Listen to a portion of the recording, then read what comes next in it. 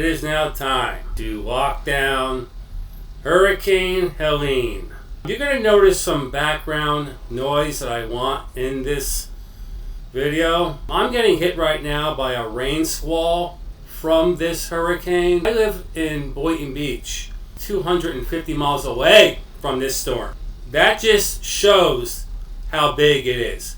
Okay, let's piggyback what I had to report 24 hours ago. I had to tell this region that this may be the worst hurricane I will ever track. I explained why. This is what it's all about. This is now time to brace for impact. This storm is still probably about 6 to 8 hours from landfall. It's so large that it's already affecting and impacting the area where it's going.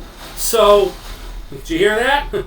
That's a rain squall hitting me right now. This storm is using all 5 of any hurricane's weapons.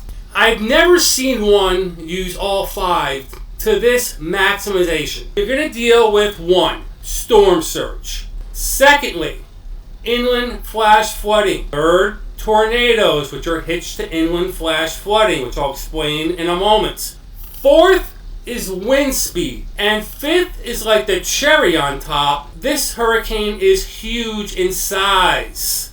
It's got it all. I'm going to actually have to show you 2 maps to help people understand what it's going to do when it comes ashore. We're going to call that round 1. And then I have to show you what it's going to do to the entire state of Georgia when it goes inland. Get ready. Oh boy. Now at this point, I know people have been running from this storm. If there's anything good I can say about this situation, is Florida can put on a clinic when it comes to evacuating. We get hit the most. We are the best at doing this.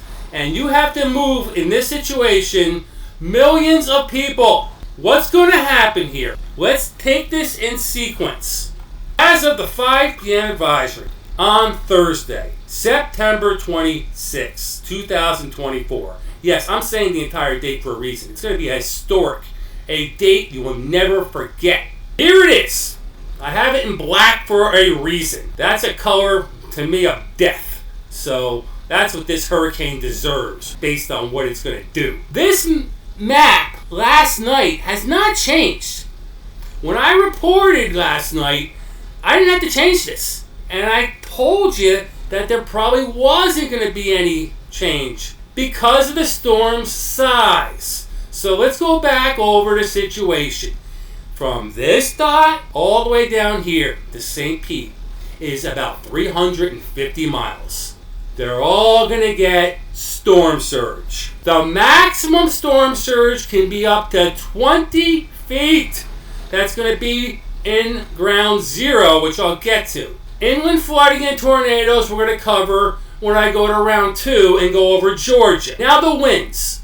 I purposely did not mention the wind speed yesterday because I know how people react when they hear a low wind speed that's supposed to rapidly intensify and they don't take it as serious. Yesterday, the storm, when I was reporting, winds were only 85 miles an hour, but I knew rapid intensification was going to take place. I didn't even report what the winds were. Now they're at 120, probably already increased 5 minutes ago. It doesn't matter, ladies and gentlemen. It doesn't matter at this point.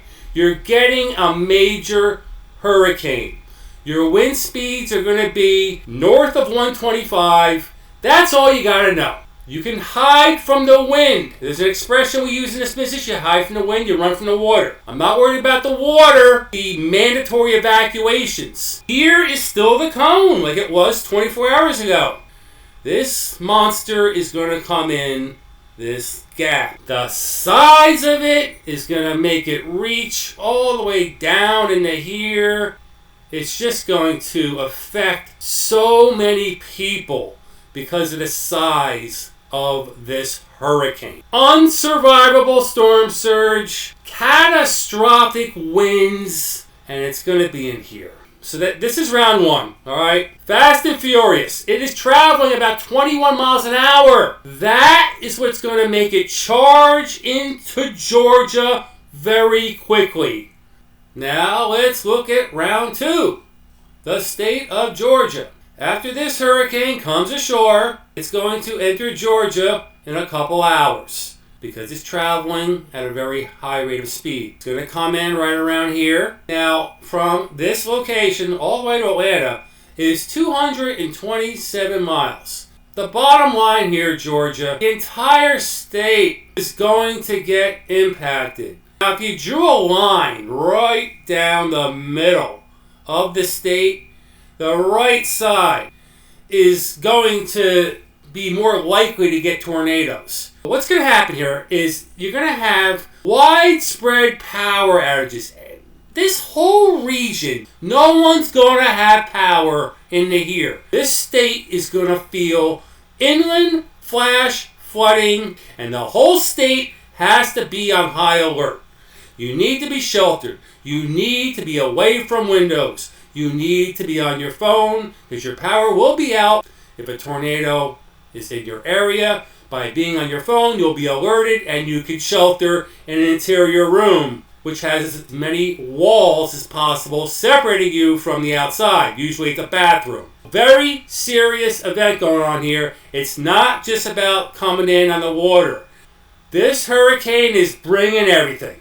You can't create a more dangerous hurricane than Hurricane Helene. You're getting maximum storm surge.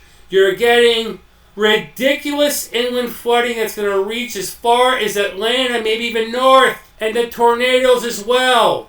You're getting catastrophic winds. Catastrophic means most structures cannot survive it. And the size is the icing on the cake and why the entire state of Georgia is going to be dealing with this hurricane. Everyone, please make good decisions. It's all I can hope for. Stay safe.